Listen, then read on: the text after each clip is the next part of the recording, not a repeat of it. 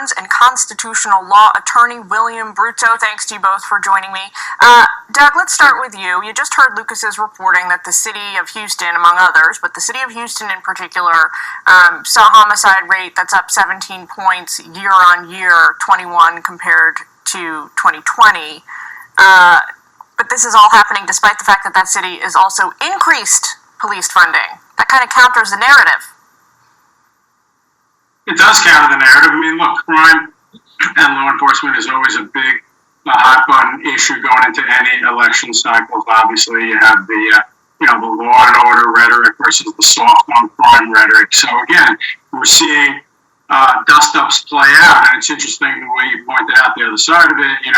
The first salvo is crimes way up, there it is, and then the next statistic is, well, wait a minute, their funding was up. So again, the toxic dialogue sometimes is a little bit tedious to follow along with. But having said that, I do think that the Republicans going into 2022 are going to be able to make some headway politically with these rising, spiking crime numbers, Julian. William, what do you think is behind the surge in particularly violent crime in the major cities? The violence in this country, there's one source of it, and we all know it. We all know what the source of it is. It's guns. Well, there's too many guns in this country. Every year, we have more and more gun deaths. And incidentally, what's rising isn't crime right now, it's violent crime. So, of any first world nation, we've had more murders every year than any other first world nations. We have 160 times more murders than the United Kingdom. It's insane. And this goes on, and nobody wants to control guns. You talk about Houston. Texas has the most liberal gun laws in the country. You can bring a gun to church. You can bring a gun on a college campus. I mean, are we surprised that this is happening? And then with all the stress related from the pandemic, things are even worse. Gun sales have soared since the pandemic begun. The more guns you have, the more murders you're going to have. Until America addresses that problem, we're never going to find a solution to the murder rate in this country.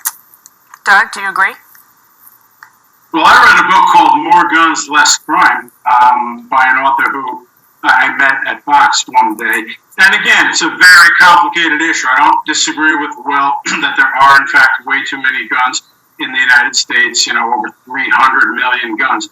But at the same time, it's a very complicated issue that you have to break out into all of the sound bites you all heard, which is, legitimate law-abiding gun ownership, criminal gun ownership, etc. It is clearly an issue that has to be tackled. I agree with Will, but it's not quite so simple that it's more guns, more crime necessarily, in my opinion. Well, where is the statistical evidence that preventing Americans from carrying guns and using them in self-defense would in any way lower the violent crime surge, particularly the homicides we're seeing in this country? Because in countries where they do have gun control laws, like the United Kingdom, there are a fraction of the deaths. In 2017, we had 11,000 homicides by gun. In England, they had 33. That's 11,000 versus 33. In Japan, getting shot by a gun is the same statistic as getting struck by lightning. That's how insane this situation is. Jillian, listen to this.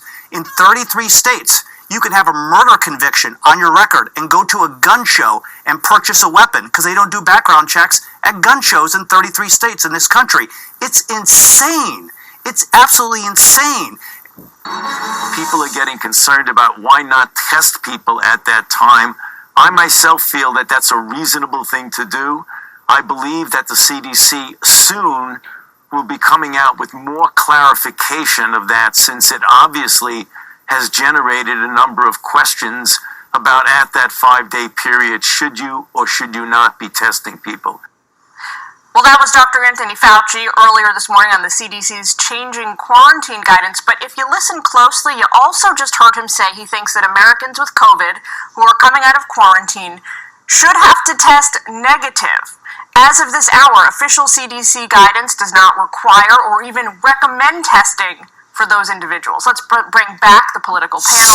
William and Doug, thanks so much. William, I'll go to you first. I am certainly no Fauci critic. I am a humble journalist, but that directly contradicts what the CDC has out there as official guidance right now.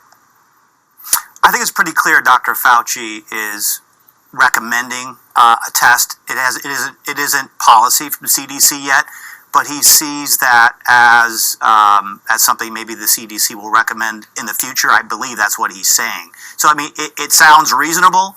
Wait. It sounds reasonable for Dr. Fauci to get out ahead of the CDC on one of the most important sort of issues we're facing right now. Mind you, there is a nationwide testing shortage crisis. No guidance from him on how Americans could overcome that should they want to follow his recommendation. That's not the CDC's recommendation. Well, Jillian, we don't want Americans to die from COVID, right? We want to try to minimize the number of deaths. And one way to do that would be to test people to make sure they don't have it. This is common sense stuff. You know, everyone wants to make an issue about every recommendation. This is not about, though, whether that common sense is correct or incorrect here. This is about what our nation's top medical officials are telling us to do. If it's common sense, then why is the CDC not advocating it? Because this is an evolving situation. It's a once-in-a-100-year pandemic. We're learning as we go. And Dr. Fauci and others in the U.S. government are doing their best to keep Americans from dying. So as the situation evolves, their recommendations are evolving. All right, Doug, to my 2 cents here, it seems obvious that if the situation is evolving day by day, week by week, then it is even more important than ever for Dr. Fauci to stay hand in glove coordinated with the rest of the CDC.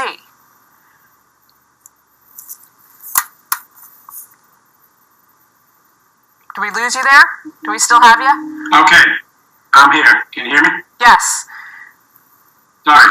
No, the problem is that the average person walking around is listening to very, very heavily inconsistent messaging all day long.